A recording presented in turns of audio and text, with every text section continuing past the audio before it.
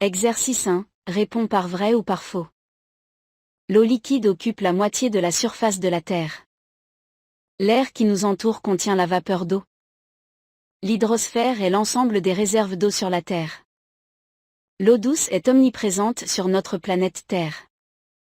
L'irrigation consomme une très grande quantité d'eau douce. Le cuivre permet d'identifier l'eau dans les aliments. Exercice 2. Mets en ordre les différentes étapes du cycle de l'eau. L'eau des nuages tombe sur la terre. L'eau de pluie qui tombe ruisselle sur le sol. L'eau de mer s'évapore. Les ruisseaux se rassemblent et forment les rivières. Les rivières se jettent dans la mer. La vapeur d'eau se liquéfie et forme des nuages. La réponse. Exercice 3. Coche la bonne case. Eau de mer. Les glaçons. Les nuages. La vapeur d'eau. La rosée. La neige. Le brouillard. La grêle. État liquide.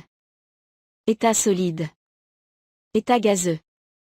Exercice 4. Donnez les noms des transformations physiques suivantes. Exercice 5. Coche la bonne réponse. L'eau couvre à peu près 25% de la surface de la Terre, 72% de la surface de la Terre. 50% de la surface de la Terre, 100% de la surface de la Terre. L'eau douce représente à peu près 3% de toute l'eau de la Terre, 50% de toute l'eau de la Terre. 75% de toute l'eau de la Terre, 90% de toute l'eau de la Terre. 77% de l'eau douce se trouve dans les océans et les mers, les calottes polaires et les glaciers. L'atmosphère, la nappe phréatique. Pour détecter la présence de l'eau, on utilise le nitrate d'argent, le soufre, le cuivre, le sulfate de cuivre. Le sulfate de cuivre est une poudre de couleur bleue lorsqu'elle est hydratée, blanche lorsqu'elle est anhydre. Blanche lorsqu'elle est hydratée, bleue lorsqu'elle est anhydre.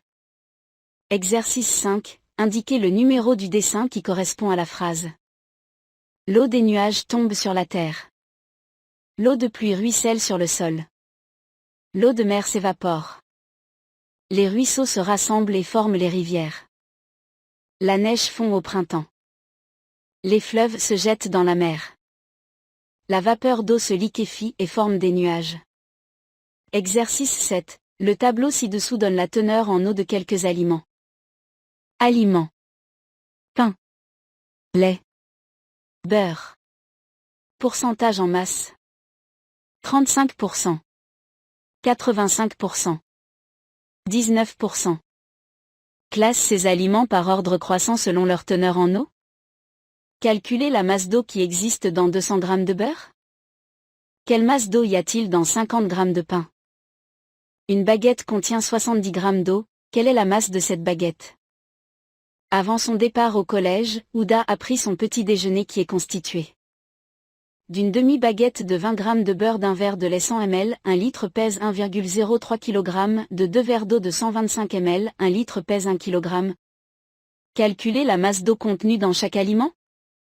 Quelle est la masse totale d'eau absorbée au cours du repas?